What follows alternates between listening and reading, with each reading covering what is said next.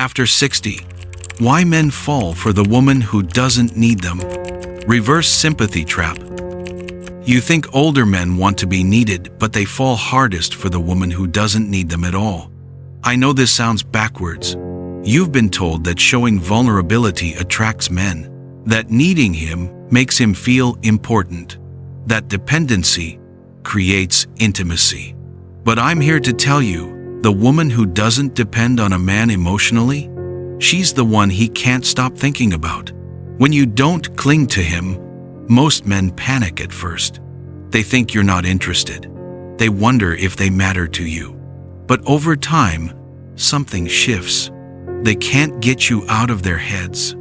Because you represent something rare in this world: emotional freedom. Hi, welcome back to my channel. It's Vernon again. In today's video, I'll explain why men fall for the woman who doesn't need them through the psychology of what I call the reverse sympathy trap. We'll explore 4 hidden dynamics that make her unforgettable. 4 truths about attraction that flip everything you thought you knew about love, need, and devotion.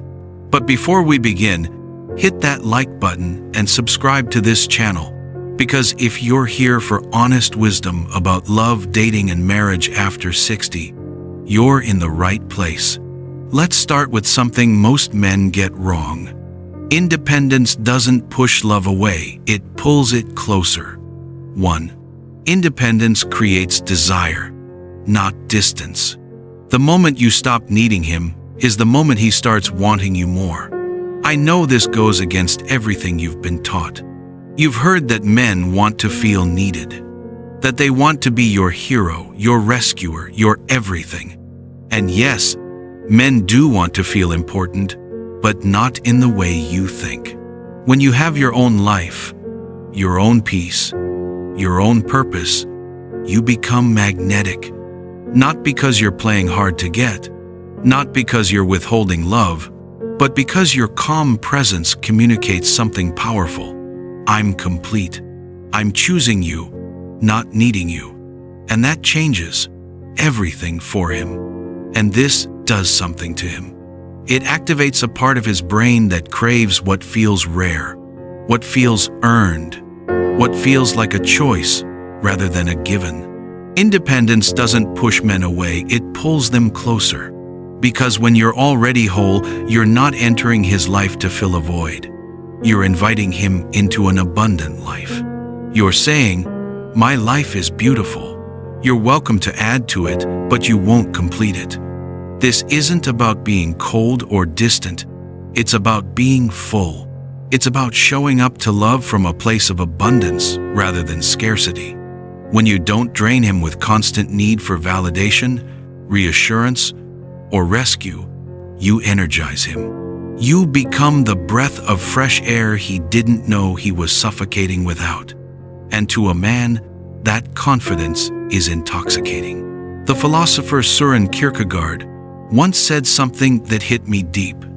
The most painful state of being is remembering the future, particularly one you'll never have. But flip that around.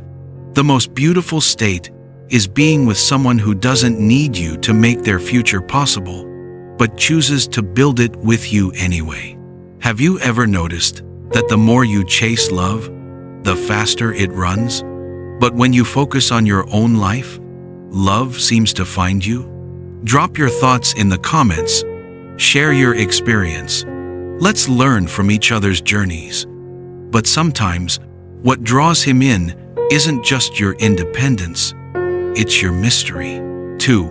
Mystery is born from emotional containment. You know what kills attraction faster than anything else? Telling him everything too soon. Mystery isn't about playing games or being dishonest. It's about understanding that revelation is a process, not an event. It's about knowing that some depths can only be discovered over time. And men feel this restraint as grace. Your silence isn't cold, it's selective. You know that not every feeling needs to be explained. Not every reaction requires justification. And in a world where everyone over-explains, over-apologizes, and overexposes themselves on social media, your containment becomes power. He wonders what you're thinking, what makes you smile when you're alone, what memories dance behind your eyes when you gaze into the distance. And that curiosity, that becomes attraction. As the poet Rainer Maria Rilke wrote, perhaps all the dragons in our lives are princesses who are only waiting to see us act just once with beauty and courage. Mystery isn't hiding who you are, it's revealing yourself slowly with intention, so that every layer becomes a gift he has to earn. I remember my younger sister, Elaine. We grew up together in a small southern town where everyone knew everyone's business, but Elaine was different. She had this quiet grace about her that set her apart from other women our age. She never gossiped, never overshared. When people asked her personal questions, she'd smile warmly and redirect the conversation so skillfully that they wouldn't even realize she hadn't answered. Men would try to impress her with grand gestures, expensive dinners, flowery compliments, but she never rushed to respond. Not because she was playing hard to get, but because she genuinely took her time to feel things through. She didn't react emotionally to every text, every invitation, every declaration. She reflected. One evening, a gentleman she'd been seeing for a few weeks came to me for advice. He was a good man, successful, kind, genuine. He said, "Vernon, your sister is something else. She's warm, she's kind, but there's this depth to her I can't quite reach, and I can't stop thinking about it, about her." That's the power of emotional containment. Elaine wasn't withholding love or playing games. She was protecting something precious, her inner world. She was ensuring that whoever received access to her full heart had proven themselves worthy of that privilege. And he felt that protection as something worth earning. The contained woman doesn't trauma dump on a third date. She doesn't use her pain as a bonding tool. She doesn't make herself small or simple to be easily understood.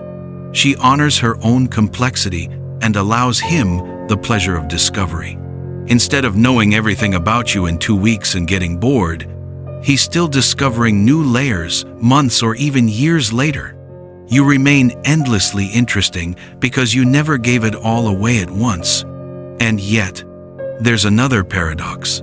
The less you seek his validation, the more you become the validation he seeks.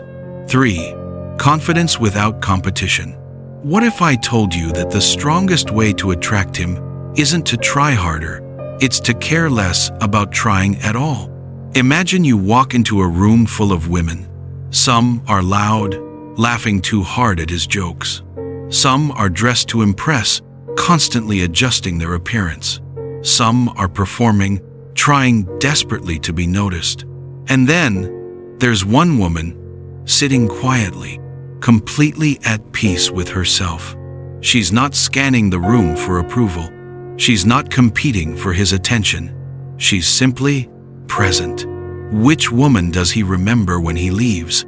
You don't perform to impress him. You don't shape-shift to fit into his world. You don't mold yourself into what you think he wants. Your confidence comes from knowing your worth isn't negotiable. It's not up for debate. It's not dependent on whether he texts back, whether he introduces you to his friends, whether he posts you on social media. And that changes everything. Men sense when your peace can't be bought. They feel it in the way you carry yourself, not demanding attention, but naturally drawing it. They feel it in the way you speak, not needing to convince anyone of your value because you already know it. They feel it in the way you handle his moods, not taking responsibility for his emotions or walking on eggshells around his ego. This kind of confidence activates something primal in him, not the need to dominate you, but the desire to protect what you've built, not the urge to control you, but the pull to honor you. Not the impulse to fix you, but the longing to cherish you exactly as you are. Because when you know who you are, he doesn't have to guess.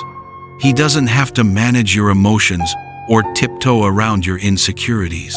He doesn't have to constantly reassure you of your worth or compete with your need for external validation. He gets to simply be with you, and that ease, that becomes the foundation of something real. Confidence without competition means you're not trying to win him. You're not strategizing your texts or calculating when to respond. You're not comparing yourself to his ex or competing with other women in his life. You're letting him discover you authentically, naturally, without pretense. And that discovery, slow, natural, unforced, is what creates lasting attraction, not just temporary interest. Think about the most meaningful relationships you've witnessed. Were they built on performance and competition? Or on two people showing up authentically, secure in themselves, not needing to prove anything? A confident woman understands this deeply. She doesn't rush intimacy or force connection. She trusts that if something is meant to develop, it will organically, naturally. And if it's not, no amount of performing or competing will make it work. The French writer André Gide once said, "Man cannot discover new oceans unless he has the courage to lose sight of the shore." When you're confident in yourself, you give him permission to venture into deeper waters with you, because you're not clinging to the shore yourself. You're already swimming in your own depths, inviting him to join you if he's brave enough. Share this video with your friends, your book club, your sister, because understanding the power of calm, confidence, and self-respect isn't just helpful, it's life-changing. When you stop competing for love and start embodying your worth, everything shifts. But there's one more layer, the most subtle and the most powerful truth of all. 4. Detachment creates space for devotion. Here's what most women after 60 get wrong. They think holding on tighter keeps him closer. But the opposite is true. A woman who doesn't cling gives a man room to rise. Let that sink in for a moment. Your detachment isn't rejection, it's invitation. You're not saying, "I don't care about you." You're saying, "I trust you enough to let you be free." You're saying, "I'm secure enough in myself not to control you." You're saying, "I believe in your integrity." And in that space, something extraordinary happens. He chooses you, not because he has to, not because you've guilted him or manipulated him or made him feel obligated, but because he genuinely wants to. When you give him space to come and go, he begins to choose to stay, not because he's trapped by your neediness, not because he fears your reaction if he takes time for himself, but because he's found something rare, a woman who respects his autonomy enough to trust him with freedom. And ironically, that freedom is what binds him to you. Let me tell you about how I fell in love with my wife, because this lesson changed everything for me. When I first started courting her, I was all in from day one. I sent flowers to her workplace every week. I called her every single night. I showed up with grand gestures at every opportunity. I rearranged my entire schedule around hers. I dropped everything whenever she needed anything. I made her the sun in my solar system. But she was different from any woman I'd ever pursued. She was calm, steady. She had her own full life that didn't revolve around me. There were evenings when I wanted to see her, and she'd smile and say, "Not tonight, Vernon. I have my weekly book club," or "I need some time to myself this weekend to recharge." At first, I'll be honest, it drove me crazy. I questioned everything. Did she actually like me? Was I just one option among many? Was I not important to her? But then, something shifted in me. I realized she wasn't pushing me away. She was giving me space to choose her fully, consciously, not frantically. She was teaching me that love isn't about constant proximity. It's about conscious choice. And over time, that space became the most sacred thing between us. I stopped showing up out of fear of losing her. I started showing up because I genuinely wanted to be there. My gestures became more thoughtful because they came from desire, not desperation. Our conversations deepened because I had space to process my own life, my own thoughts, before sharing them with her. That shift from need to choice is what turned attraction into love. It's what transformed what could have been a passionate fling into a marriage that has weathered decades. Detachment isn't indifference, it's wisdom. It's understanding that love grows not in the grip, but in the space between two whole people. It's knowing that the tighter you hold sand, the more it slips through your fingers, but when you hold your hand open, it stays. When you detach, you're not playing games. You're trusting the process. You don't panic when he needs time with his friends. You don't interrogate him when he's quiet. You don't manufacture drama to feel connected.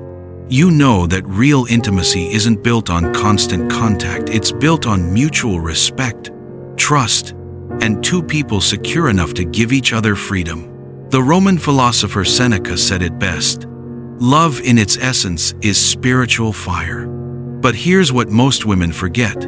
Fire needs air to burn. Smother it with too much attention, too much need, too much control, and it dies. Give it space, oxygen, room to breathe, and it becomes eternal. If this speaks to you, save this video. You'll want to remember it someday. If you've stayed with me this far, you now understand the four dynamics of the reverse sympathy trap.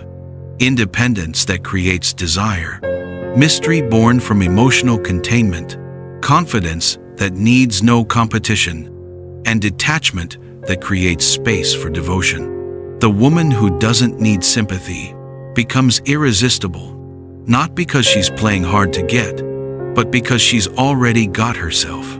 Men don't fall for your pain, your neediness, or your performance. They fall for your peace. And in a world obsessed with need, dependency, and emotional drama, your peace becomes the rarest and most attractive quality he'll ever encounter. The writer Anais Nin understood this when she wrote, "And the day came when the risk to remain tight in a bud was more painful than the risk it took to blossom. You don't need a man to make you blossom. But when you bloom on your own, radiant, self-possessed, complete, he can't help but be drawn to your light." Have you ever loved someone so completely that your peace became the reason they stayed? Leave a comment and share your thoughts below. Your story might be the one that helps someone else understand love a little better. So if this resonated with you, don't keep it to yourself. Like this video. Subscribe to this channel for more wisdom about attraction, boundaries, and the psychology of love after 60. And explore our other videos. We're just getting started on this journey together. And I'm Vernon. Thanks for watching till now, and see you in the next video.